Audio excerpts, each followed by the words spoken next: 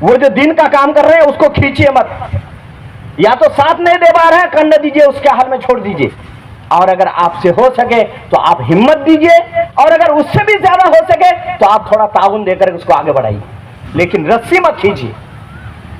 اللہ تعالیٰ جو کچھ بھی کام ہوتا ہے وہ اللہ کی چاہت پر ہوتا ہے۔ آج اللہ نے چاہا، جس کی بنیاد پر مولانا التمش صاحب دامت برکاتہم نے ہم سبوں کو دعوت دیا، اور اس دعوت کے نتیجے میں آج ایک ادارے کی بنیاد یہاں پڑنے والی، یہ اللہ کی چاہت کے بعد ہی ہے، اللہ کے چاہے بغیر کچھ نہیں ہوگا۔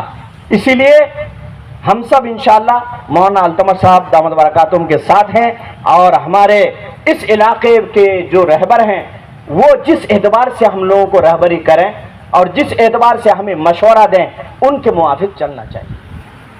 اور اس کے علاوہ جہاں تک دعاؤں کا سوال ہے، ہمارے ہم سب کے استاد، میرے بھی استاد ہیں حضرت اقدس مولانا خلیل الرحمان صاحب دامت برکاتہم، ان کے حیات کو اللہ تعالیٰ تعدیر عافیت کے ساتھ قائم دائم فرمائے، آمین۔ تو دعا کے لیے تو یہ حضرات ہے، یہ ہیں، اور والے کو ایک ایسا اصول اور ایک ایسا ضابطہ لے کے چلنا پڑے گا تاکہ اس ضابطہ کے تحت اس کے اندر ایک اختصاص پیدا ہو جائے۔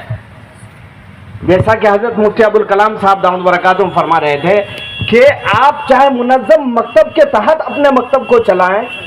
میں ابھی ایک سفر میں رمضان سے پہلے بنگلور گیا، تو وہاں ایک امام صاحب ہے مسجد کے، وہ امام صاحب 10-12 مکتب چلاتے ہیں، اکیلے ایک امام صاحب، وہ ذمہ دار ہیں، اور اتنے وہ امام صاحب کے میں ٹھہرا 2 گھنٹہ، وہ بیچارے 3-4 مکتبوں میں ہم کو گھمائے اور دکھلائے کہ دیکھیے مولانا یہ نظام ہے۔ اللہ اکبر کبیرہ، آپ دیکھیں گے اور سنیں گے تو دیکھتے اور سنتے ہی رہ جائیں گے، اتنا اچھا اور عمدہ انتظام ہے۔ قرآن کے ساتھ ان کو ایسا مختص کر دیں گے کہ عالم بنے یا نہ بنے، حافظ بنے یا نہ بنے، وہ قرآن کا بہترین قاری ہو۔ نماز جب پڑھے، اگر کوئی امام نہ رہے، بہترین طریقے سے وہ نماز پڑھا سکے۔ آپ دیکھیے بمبئی ہو، بنگلور ہو، یا اس علاقے میں جہاں بھی کوئی پینٹ شرٹ والا ہے، اگر وہ مسجد سے باہر ہوئے کسی ایسے ویسے عالم کو اگر کوئی سوال کرنا، چھکا چھوڑ جائے گا۔ اتنی معلومات ان کو ہوتی ہے دین کی۔ ابتدائی تعلیم، مبادیات جس کو کہتے ہیں، دینی تعلیم شروع کی کہ حلال و حرام، اور اسی طرح سے عبادات کے اندر، معاملات کے اندر، ان تمام چیزوں کی ابتدائی تعلیم ان کی اتنی مضبوط اور ٹھوس ہوتی ہے کہ وہ انجینئر بن جائے، ڈاکٹر بن جائے، یا کوئی بہترین کاروباری بن جائے، لیکن ان کی معلومات مکمل مضبوط رہتی ہے۔ کس بنیاد پر؟ اس بنیاد پر کہ وہ کسی منظم مکتب کے تحت پڑھے ہیں۔ اس لیے اس بچہ کو انشاءاللہ اس کے ایمان کو کوئی چرا نہیں سکتا، ان کو دین سے ہٹا نہیں سکتا، ان کو دین سے کہیں لے جا کر کے کوئی دوسرا دین والا ان کو جو ہے دھوکہ نہیں دے سکتا۔ لیکن ہم بہت افسوس کے ساتھ کہتے ہیں دوستو، ہمارے اس علاقے میں یقیناً ابھی بیان کر رہے تھے بہت سارے مکتب ہیں، بہت سارے مدارس ہیں، لیکن جب کسی نکاح پڑھانے کے موقع پر نکاح پڑھانے میں جا کر کے ضرورت پڑتی ہے کسی لڑکی کو یا لڑکا کو کلمہ پڑھانے کی، بہت سارے لوگ کہتے ہیں بھائی کیا ضرورت ہے کہ مسلمان کو کلمہ پڑھانے کا، لیکن حضرت میں اپنا تجربہ بتاتا ہوں کہ ایک بچی کو میں نے کہا، پہلے تو پوچھتے بتاؤ آپ کلمہ طیبہ سناؤ، نہیں پڑھ پاتی، کلمہ طیبہ یاد نہیں ہے، حضرت کلمہ شہادت یاد نہیں ہے۔ افسوس کی بات نہیں ہے، ایک مسلمان کا بچہ، ایک مسلمان کی بچی، لیکن ان کو کلمہ طیبہ معلوم نہیں ہے۔ وہ جواب ایجاب اور قبول جو کریں گے یہ اس کو پتہ ہی نہیں ہے کیسے ایجاب اور قبول کرنا ہے۔ وہ ایک بہت بڑے عالم علاقہ کے میر کو ہم لا کر کے وہاں بیٹھا دیے نکاح کے لیے، وہ اسی طرح جو جہالت کا زمانہ 3 مرتبہ حضرت کو بھی پڑھوانے کہہ رہے ہیں۔ کیوں؟ یہ بددینی کی وجہ سے۔ وہاں تو اجازت لینا ہے۔ بہت ساری جگہ میں حضرت کے ساتھ میں گیا، حضرت کہہ دیا کہ بابو ایک ہی مرتبہ بولنا ہے، دوسری مرتبہ میں نہیں بولوں گا، لیکن پھر بھی اڑی رہی، پہلی مرتبہ میں نہیں بولی۔ کیوں؟ دین ہی نہیں ہے۔ تو اس لیے دوستو یہ جو ایک مکتب ہے، ایک مدرسہ ہے، میں تو کہتا ہوں جتنا زیادہ اتنا کم ہے. اس کے اندر آپ مضبوطی کے ساتھ دین کا ٹھوس تعلیم دیجئے، چاہے ابتدائی طور پر ہو. آپ جیسے مفتی ابوالکلام صاحب دامت برکاتہم فرمائے کہ ناظرہ کے اندر وہاں پگڑی دی جا رہی ہے، اعجازات سے نوازے جا رہے ہیں. ہاں، ایسے اعجازات کے ذریعے سے آپ صرف ناظرہ کے حد تک رکھیے مدرسے کو، اور عمدہ طریقے سے ناظرہ سے قرآن کو تصحیح کرنے کے بعد جو دین کی ابتدائی تعلیم ہے اس کو مضبوطی اور ٹھوس کے ساتھ دیجیے. انشاءاللہ آپ کا ادارہ ہر اعتبار سے کامیاب رہے گا. اور میں اسی کے ساتھ بہت ہی مبارکبادی دیتا ہوں حضرت مولانا التمش صاحب کو کہ وہ یہ اپنے اکابر سے مشورہ کر کے یہ ارادہ کیے ہیں. اللہ تعالیٰ ان کی مدد فرمائے، ان کی نصرت فرمائے. اور سب سے بڑی بات یہ ہے کہ یہ ادارے اور یہ مدرسے اکیلے نہیں چلتے ہیں. اس کے لیے جہاں ایک عالم اور ایک رہبر آگے بڑھتا ہے، اس کو پیچھے سے ہمت اور اس کی مدد کے لیے ایک جماعت ہونی پڑتی ہے، تبھی جا کر کے گاڑی چلتی ہے. نہیں تو پھر گاڑی چلے گی نہیں، رک جائے گا.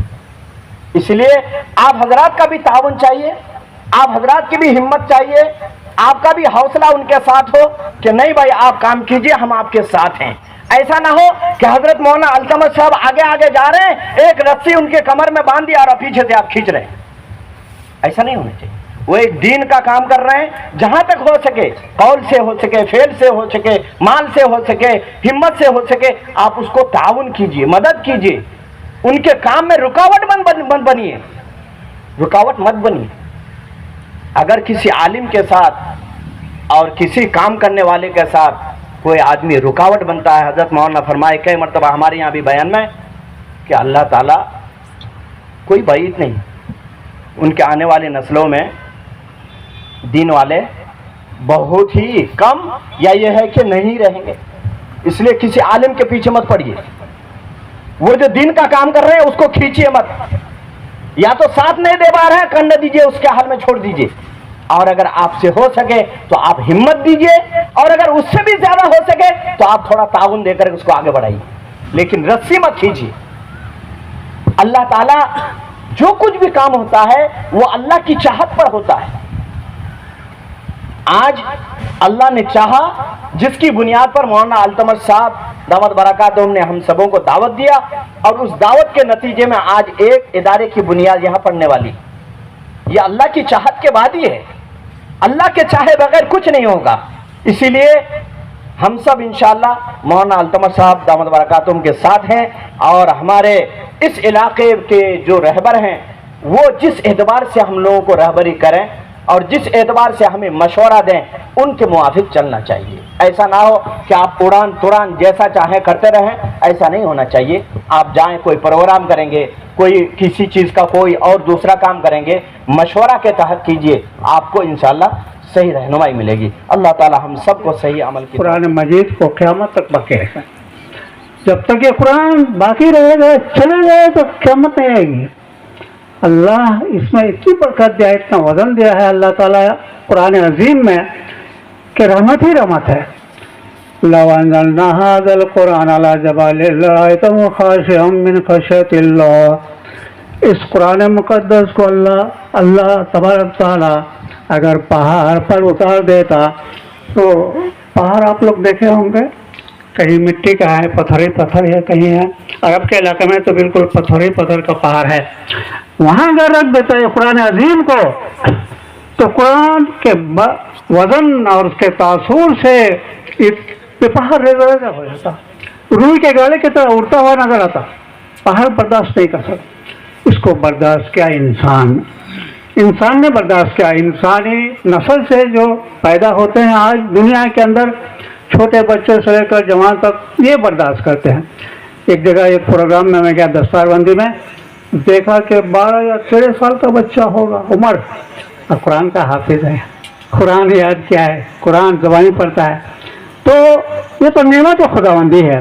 اور ہمارے گھر کے بچے قرآن کے حافظ ہیں، قرآن یاد کر لیتے ہیں. نبی پاک صلی اللہ تعالی علیہ وسلم کے خدمت کرنے کے لیے असहाब सुफ़ा में नौजवान लड़के सब थे, हाफिज कुरान, सब अल्लाह के महबूब नबी के घर के मेहनत और ताबेदारी करते थे, खिदमत के लिए आया जाया करते थे। असहाब सुफ़ा जो लोग गए होंगे मक्का मदीना देखे होंगे, तो एक मुनाफिक, देखो हर ज़माने में इस्लाम का दुश्मन मुनाफिक हुआ, इस्लाम का दुश्मन ये मुशरिकीन है, ये तो ज़ाहिर ज़रूर दुश्मन है, मुशरिकीन है, वो आपके मानने वाले नहीं, इलादा रहते हैं, आपसे अलग थलग हैं, लेकिन दुश्मन है।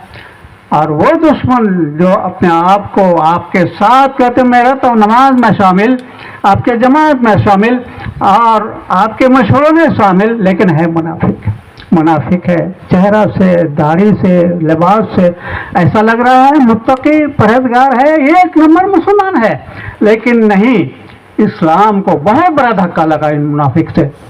बनु आमिर नाम से एक मुनाफिक आया, अल्लाह के नबी के खिदमत में अर्ज़ किया कि देखिए हमारा गांव है ना गुमराह है, तालीम नहीं है, और लोग दीन की तरफ आएंगे, कुछ बातें अगर सुनाने के लिए आप हमें कुछ लोगों को दे दें।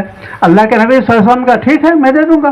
तो वो कुरान के पढ़ने वाले हाफिज कुरान जो असहाब सुफ़ा में थे, आपने बुला कर कह दिया कि फलां दिन तुम लोगों को इसके साथ जाना होगा, उनके गांव में तबलीग के लिए, हिदायत के लिए, कुरान सुनाने के लिए जाना पड़ेगा। अल्लाह कुर्बान जाओ मेरे रसूल पर, ना दिल में खोट है, ना कोई किस्म की कमी है, बिल्कुल खुला हुआ है, रहमतें तो आलम है, कबूल फरमा लिए। और वो आके बनु आमिर कहने लगे दीजिए ना हमको 70 सहाबा व नौजवान लड़के जो बहुत हाफिज कुरान थे, अल्लाह के प्यारे, नबी पाक सल्लल्लाहु अलैहि वसल्लम के दीवाने, अल्लाह के प्यारे वो बच्चे, आप साथ कर दीजिए। लिया ले गया, ले गाँव के पास एक जंगल था, एक मैदान था, एक कुआं बीर मोहना नाम है, वहीं ले आकर खड़ा कर दिया, यही रहो मैं गाँव से आता हूँ। देखिए जिसके दिल में इस्लाम की धड़कन नहीं है, जिसको अल्लाह का खौफ नहीं है, जिसको जहन्नम से डर नहीं है, वो सब कुछ कर लेगा। गया ये लोगों को बुला के लाना चाहिए, अवगत करना चाहिए, अपने गांव में ले जाना चाहिए, नहीं प्लान बदल दिया और नौजवानों को सजा कर लगा, तलवार बर्छी भाला सिरो कमान लेके हाजिर हो गया। और ये नौजवान थे, कोई सामान नहीं था, बिल्कुल खाली खाली आके जंग शुरू कर दिया, लड़ाई शुरू, यहाँ तक कि खाली हाथ थे ये लोग, इनके पास कोई सामान नहीं था। उस मैदान में, लगभग मैदान में अल्लाह उसके रसूल के अलावा कोई मौजूद नहीं, खुदा के नबी का सहारा, उनकी रहमत, अल्लाह का प्यारा, अल्लाह के ये बंदे, उन लोगों से लड़ाई का सामान नहीं था, सबको शहीद कर डाला। इसकी खबर जब मदीने में पहुंची, सरवर कौनैन जनाब मोहम्मद रसूलुल्लाह सल्लल्लाहु अलैहि वसल्लम के कान में जब पहुंची कि आपके 70 सहाबा जो ले गया था बनु आमिर, सबको जासूसी करके मरवा डाला है, शहीद कर डाला है। अल्लाह के नबी रो भरे, अल्लाह के नबी के आंखों से खून, अल्लाह के नबी के आंखों पर ये आंसू जारी हो गया, तो रोने लगे, बेइख्तियार रोने लगे, अल्लाह क्या हो गया, ये अल्लाह क्या हो गया, कुरान तो उठ जाएगा, क़यामत आ जाएगी ना क्या, ये हमारे नौजवान हाफिज कुरान से इनको शहीद कर डाला। अल्लाह रोना शुरू कर दिया। बहुत जिब्रील आते हैं, तसल्ली देते हैं, ऐ मेरे मोहम्मद सल्लल्लाहु अलैहि वसल्लम आप घबराए नहीं, परेशान ना हो, ये हाफिज को मार डाला है तो दूसरा कोई हाफिज पैदा होगा, और ये कुरान की जिम्मेदारी अल्लाह लिया है, वो अल्लाह इसकी हिफाजत करेगा इंशाअल्लाह। आप हैं और ये कुरान है, जब तक आप दुनिया के अंदर दीन को फैलाते रहे, आपके ऊपर कुरान नाजिल किया गया, अल्लाह का कलाम है, इंशाअल्लाह वो क़यामत तक बाकी रहेगा। आप रो रहे थे। उन हजरत ने कहा कि हजरत वहाँ तो इदारा है ही, लेकिन चूँकि 4 घड़िया दूर में है वो गाँव, और यहाँ से बच्चों को जाने में तकलीफ़ होती है, तो इसी एतबार से हम इस गांव को टारगेट बनाकर मदरसा यहाँ कायम कर रहे हैं। फिर मुझे कहा कि आपको सरपरस्ती इख्तियार करनी है। मैं उनको टालता रहा कि नहीं, हमारे बुजुर्गों की तरफ से मुझे ये मना है, सरपरस्ती वगैरह तो मैं नहीं कर सकता, लेकिन आप हजरात बार बार आ रहे जा रहे हैं, तो जो हो सकेगा हमसे दुआ करेंगे आपके लिए। इस तरीके से बात हुई। लेकिन फिर मैंने उनसे कहा कि आप पहले तमाम गोती वालों से मशवरा लीजिए, क्योंकि ऐसा न हो कि आप इदारा कायम करें और गांव में इंतशार हो जाए। और हम लोग राब्ते के तहत चलते हैं। राब्ते का मतलब यह है कि हमारा जो पूरा बंगाल है, पूरे बंगाल के अंदर तकरीबन 932 मदरसे हैं, और इन तमाम मदरसों का एक निज़ाम है, एक साथ चलता है ये, जिसका सालाना इम्तिहान रमज़ान शरीफ से पहले एक साथ होता है। اس کے سب سے بڑے ذمہ دار حضرت مولانا صدیق اللہ چودھری صاحب دامت برکاتہم ہیں، اور ان کے ساتھ 4 آدمی ان کے نائب ہیں۔ ہمارے اتر بنگال میں میں اس کے ذمہ دار ہوں، نائب اعتبار سے میرا ہی نام ہے۔ تو میں نے ان سے کہا کہ دیکھیے ہمارا نظام اختلاف کرنے کا نہیں ہے، ایسا نہ ہو کہ آپ مدرسہ قائم کہہ رہے ہیں اور آپس میں پھر اختلاف ہو جائے، آپ پورے لوگوں کو جمع کیجیے۔ علاقے میں جو ہمارے اکابر نے محنت کی، بالخصوص اس میں کچھ علماء کا نام زیادہ آتا ہے۔ حضرت مولانا ضمیع الاسلام صاحب رحمۃ اللہ علیہ کاشی باڑی میں محنت کرتے رہے، اللہ ان کی عمر میں ان کی قبر کو نور سے منور فرمائے۔ حضرت مولانا خلیل صاحب دامت برکاتہم آپ کے علاقے میں محنت کرتے رہے، والد صاحب رحمۃ اللہ علیہ اس طرف محنت کرتے رہے، پامل ہاٹ کی طرف مولانا امام صاحب محنت کرتے رہے، خود حضرت مولانا ظاہر صاحب جو یہاں پر بیٹھے ہیں یہ یہاں گودا ہاٹ میں 14-15 سال محنت کرتے رہے، اور وہاں لودھن میں ابھی آتے آتے بتا رہے تھے کہ مولانا اس طرح کی بھی حالت ہوئے کہ مروا کی روٹی اور چٹنی، مرچائی کی چٹنی ہمیں ناشتہ میں ملتا تھا، اور اس طریقے سے ہم نے 14 سال یہاں گودا ہاٹ میں گزارے۔ تو یہ ان بزرگوں کا احسان ہے کہ انہوں نے محنت کر کے یہ ہم لوگوں تک یہ دین پہنچایا۔ بعض دفعہ ہمارے کچھ نوجوان فضلاء جو واٹس ایپ کے اعتبار سے اپنے آپ کو بہت بڑا سمجھتے ہیں، صلاحیتیں تو بیچاروں کے پاس ہوتی نہیں، بس ان ہمارے جو قدیم مدرسے چلے آ رہے ہیں ان مدرسوں کے بارے میں بے دھڑک بول دیتے ہیں کہ اس میں تو کچھ ہوتا نہیں ہے، اور وہاں پرانے علماء نے کیا کیا، ان کو ایسا نہیں کرنا چاہیے، یہ کرنا چاہیے، وہ کرنا چاہیے۔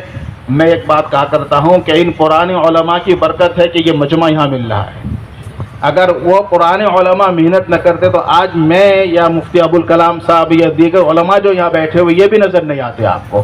اس لیے ان حضرات کی پرانی چیزوں کی قدردانی کر کے، ہر اچھی چیز کی قدر کر کے نئے کام کو آگے بڑھانا چاہیے۔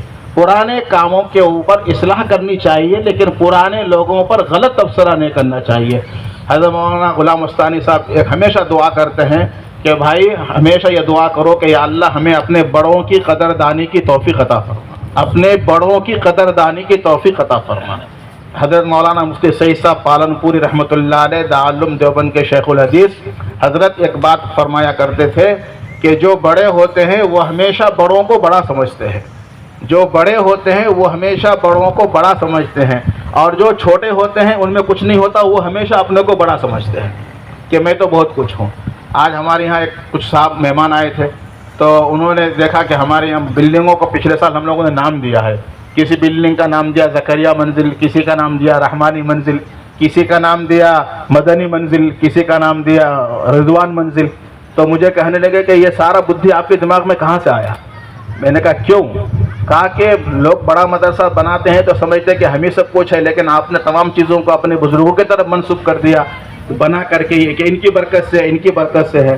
تو میں نے کہا کہ دیکھیے ہم نے کام کا اپنے بڑوں کو یہی دیکھا ہے کہ جو بھی کوئی بڑا بنتا ہے وہ اپنے بڑوں کو بڑا مان کر ہی بڑا بنتا ہے۔ پھر ہم حضرت شیخ مولانا یونس صاحب رحمۃ اللہ علیہ کو دیکھتے تھے، اپنے بزرگوں کا نام اس قدر اہتمام سے لیتے تھے، ہمارے حضرت۔ تو میرے بھائیوں، ہم لوگ جو یہ کام کرتے ہیں چھوٹا موٹا اپنے علاقے میں، اللہ تعالیٰ سے آپ لوگ بھی دعا کیجئے کہ اللہ ان فضلاء کی مدد فرمائے اور اپنے بڑوں کی قدردانی کی توفیق عطا فرمائے۔